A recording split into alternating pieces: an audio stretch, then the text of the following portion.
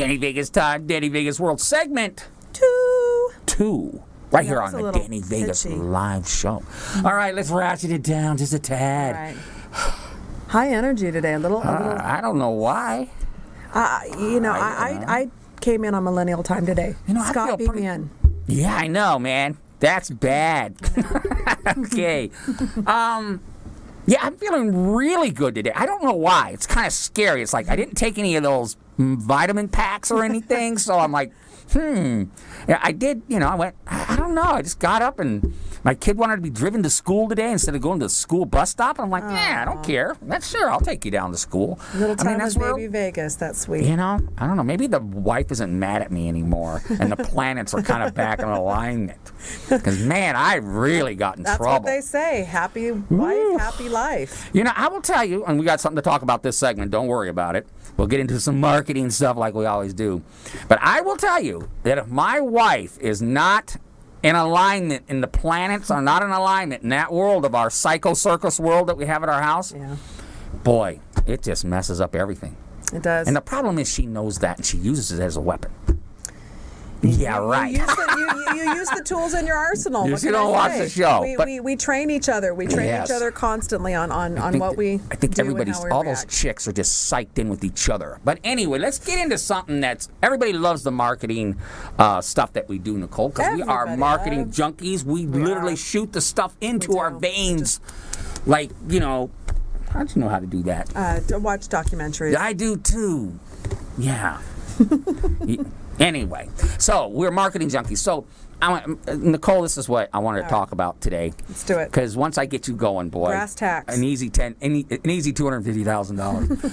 Okay, I'm cruising Facebook, and there was a post on there by someone, which I'm not going to say the name. A professional, and he or she was really kind of ranting and whining, and they didn't want to do their business anymore because of all this whining and all this stuff.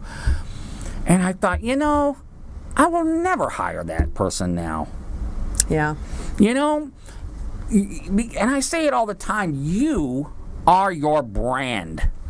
So when you're out there, you've sounded off on social media, but it never has been feel sorry for me and because of this. And I wanted you to do a comment, because I know you saw the same post. And I just kind of want to get your comment that I think that hurts the brand. And if a person kind of like shakes it off on Monday, like, oh, okay, I'm back. Boy, I just had a bad weekend.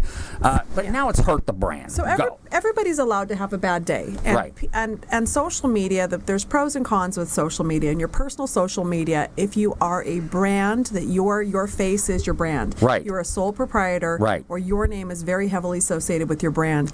Everything that you do adds to your branding. Right. So what this person had posted specifically, not just, I had a bad day, I'm really sick of all of this, yada, yada, yada, pretty much was like, I am about ready to throw in the towel. I'm no longer going to be actively marketing this business. You could tell that they were at a point of just absolute frustration. Right.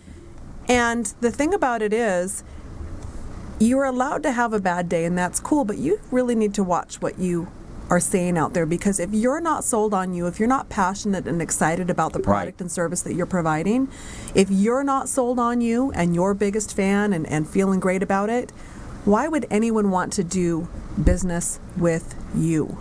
I agree. If you're really ready to throw in the towel and just, gonna do something new, deuces, then fine, rant all you want. But you can't go into I'm having I'm going to take an emotional passion hiatus from my business. Right. It's still going to be there. If you want to hire me, it's still there, but I'm really not feeling it.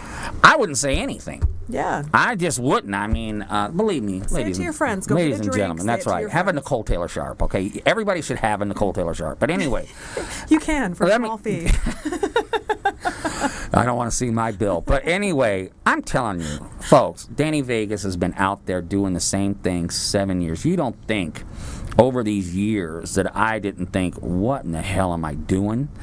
I got to go do something else. I'm eating feathers here. I'm having a problem. I can't more pay meat the on the bills.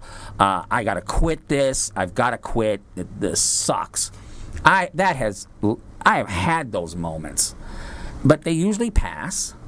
And I certainly don't go on Facebook and do that. I mean, literally, if I quit tomorrow, I would just, it'd be like, wow, Danny Vegas ain't posted in 2 weeks. What happened? That literally is the way I would walk off the sunset. You know what I saw in that post? Because there's a similarity in that post and in others, and I think it goes to a deeper philosophical flaw in your thinking.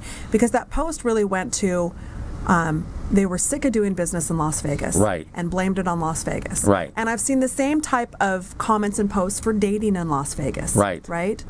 And I got to tell you that wherever you go, whatever your hang-up is, it is not your geographic location. Right. It is right here. It is right there. It is in your attitude. I had the same intervention with a friend of mine that is in a small business. Right. And I sent him a text on Monday because he comes to me for advice. I am his Nicole Taylor Sharp. What? He comes to me for I advice. thought I was your only one. I am for segments of time. Okay. But he came to me for advice and has been complaining about his business, complaining about the results. So on Monday, I love Mondays. I'm feeling pumped about Monday. And I sent him a text and said, basically I said, it is Monday. It is a beautiful day. What are you going to do to make your brand rock? And do you know what I got back? Excuse after excuse after excuse about all of these reasons why his business was not succeeding. It Right. had everything to do with everybody else that was involved in his business and not him. And I kept putting it right back on his plate. Are you doing what you say you're doing? Right. And there's just not a market for this anymore. I think I'm going to be doing this, yada, yada. I'm like, we are in a town of 2 million people. And for his particular business, Right. if he had 100 great clients to serve, he would be the most successful in his industry in that time. Just 100 clients. Just 100. Just 100. And I said it to him, I'm like, you were telling me that in a town of 2 million plus people, you don't have 100 people that you can connect to and serve them in an exceptional way that sets you apart from the rest of your competitors? And you know what? He couldn't. And it had nothing to do with the support around him, nothing had to do with the marketing, with the geography, with the temperature, with the pollen in the air. It had everything to do with his crap, defeated attitude. Well, I will tell you, and I have gone through cycles myself. It can take you down, but Yeah. you got to use this. I say it all the time, Nicole Taylor Sharp. You stand on pride, you're going to stand on starvation. You're going to stand right next to starvation. So if you're standing on pride, I don't need any help, my life sucks, but I'm not going to ask for help. You know what? You're going to stand right next to starvation. That's what I've been saying since I was knee-high to a grasshopper, and it is so true. You have support systems. If you're feeling let me tell you, man, any business can be fixed. If you got something that's not working, I always used to tell the guys, whatever your angle is, if you're getting girls, great. If you're not getting girls, guess what? Change it. You gotta change it. You gotta change it, okay? Because it's not the girls, it's you. it's not. Yeah, It's not the girls, It's not it's the you. girls. It's you. So Same thing in business, but tying it back to what you brought up. Right. Because this person that posted about, the comment that Right. made you inspired this topic, I've said it before, the net never forgets. Social Right. media, internet never forgets. Do not post drunk. Do not post super angry. Do not post in any highly emotional states. You can have passion, you can be a little upset, but if you're to the point where you're fuming, don't post it. You'll regret it later. Yeah. Every time you regret it because it sticks with you. And when I'm looking for someone to do business with, when I'm looking for someone to date, whatever it is, when we're looking for that business love connection, that right.